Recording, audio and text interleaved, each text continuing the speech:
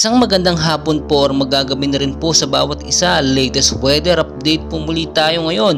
So meron po tayong binabantayan pa rin ngayon at yung active low pressure area nga po ay tuluyan na nga pong nakalapit sa ating Philippine Area of Responsibility.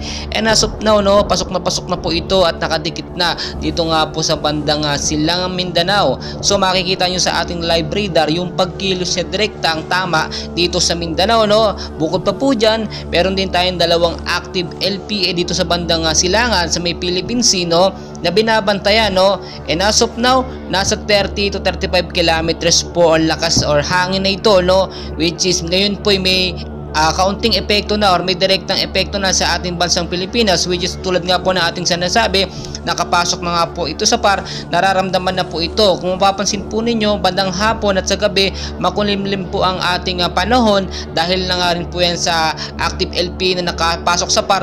Kasama pa po dyan yung mga easterlies, yung mga northeast monsoon, yung hanging amihan na siya po nagbibigay ng pag-uulan madalas tuwing hapon at sa gabi. So tignan nyo pong mabuti, tulad ng ating sinasabi, 30 km per hour po ang lakas ng hangin na ito. Pa northwestward pa rin po ang kilos, sa bilis naman po na 10 km per hour. So ang direction po niya, nandito po siya sa bandang Davao City.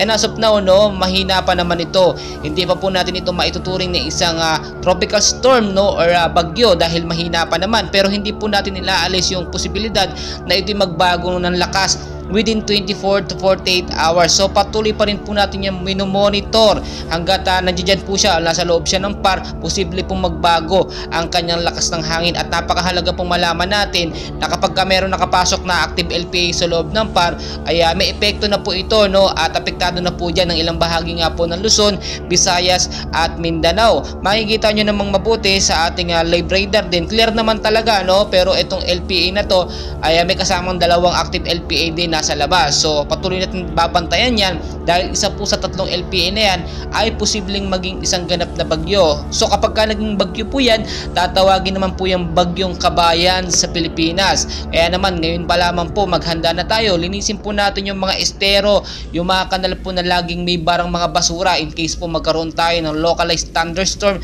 mga bagyo o rainfall shower na rin po ay hindi po tayo makakaranas ng pagbabaha. Mag-ingat din po yung nasa matataas na lugar sa banta naman po ng landslide. Kapag alam po natin may rainfall shower, tuloy-tuloy na pag-ulan, asahan po natin na posibleng lumambot ang lupa at ito po yung maging cause ng landslide. So marami tayong dapat bantayan, and please, ako po yung nakikiusap sa inyo, paki-like, subscribe, and pahit na rin po ng notification bell. Pa-share na rin po sa ating mga loved ones para updated po sila sa ating binabantayan ng mga active LPA, mga easterlies sa loob at sa labas ng bansa. Maraming salamat po.